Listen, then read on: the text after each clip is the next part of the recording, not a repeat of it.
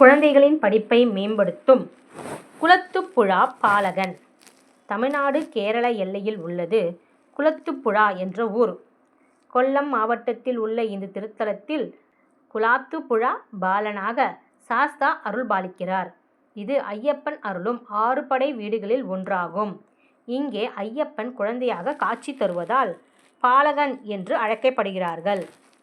கேரளத்தின் தென்கிழக்கு பகுதியில் கல்லடையாறு கரை ஓரத்தில் இயற்கை எழில் சூழ அமைந்திருக்கிறது இந்த ஆலயம்.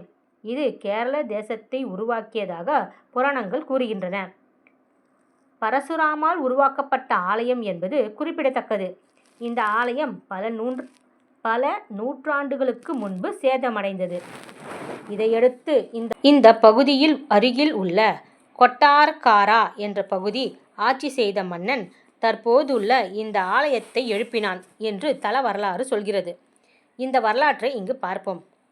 கொட்டாரக்காரையை ஆண்ட மன்னன் ஒரு சமயம் ஓய்விற்காக ஓரிடத்தை தேடி வந்தான். அப்பொழுது காட்டுப்பகுதியாக இருந்தது. இந்த இடத்திற்கு மன்னன் வந்தபோது பசி உண்டானது. மன்னனுடன் வந்த பணியாளர்கள் 3 கற்களை எடுத்து வைத்து அடுப்பு உருவாக்கினர். அதில் ஒரு கல் மட்டும் சற்று பெரிதாக தோன்றவே அதை வெவ்வேறு கோணங்களில் வைத்து பார்த்தனர். எப்படி பார்த்தாலும் அது பெரிதாகவே இருந்தது. உடனே அந்த கல்லின் மீது மற்றொரு பெரிய கல்லை தூக்கி போட்டு உடைக்கலாம் என்று பணியாளர்கள் கருதி அதன்படியே செய்தனர். ஆனால் அடுப்புக்காக உடைக்க நினைத்த கல் உடையவில்லை. மாறாக உடைப்பதற்காக பயன்படுத்தப்பட்ட மற்றொரு பெரிய கல் 8 துண்டுகளாக சிதறிப்போனது. அதோடு ஒரு கல்லில் இருந்து செந்நிறத்தில் இரத்தம் கொட்டத் தொடங்கியது. மன்னனும் பணியாளர்களும் பதறிப்போயினர்.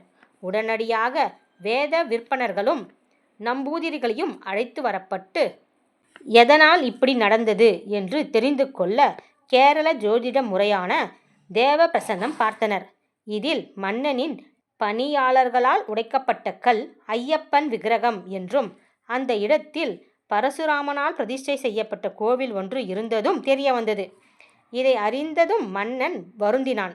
கடவுள் என்று தெரியாமல் இப்படி ஒரு பாவத்தை செய்துவிட்டேனே என்று துடித்தான்.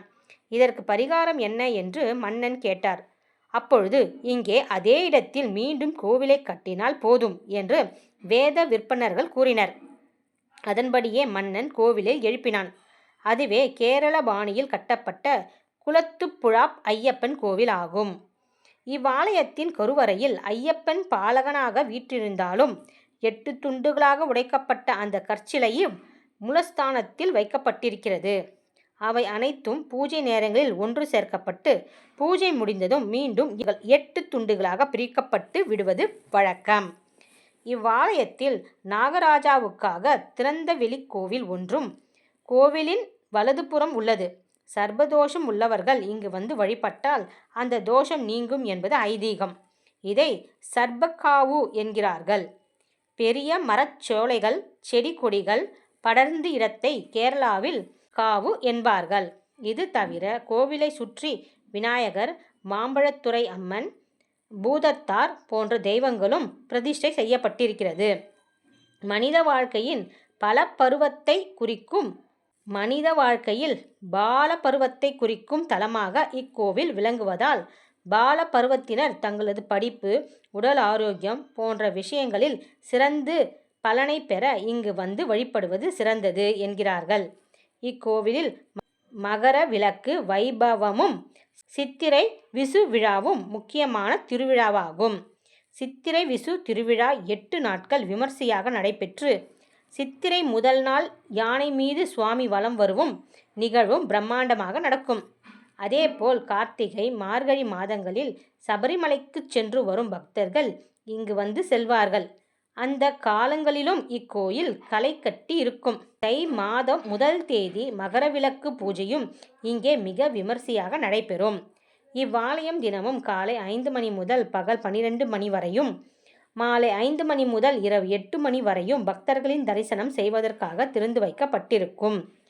சபரிமலைக்கு பக்தர்கள் மாலை போடும் காலங்களில் இந்த கோவில் அதிக நேரம் திறந்திருக்கும் என்பது குறிப்பிடத்தக்கது.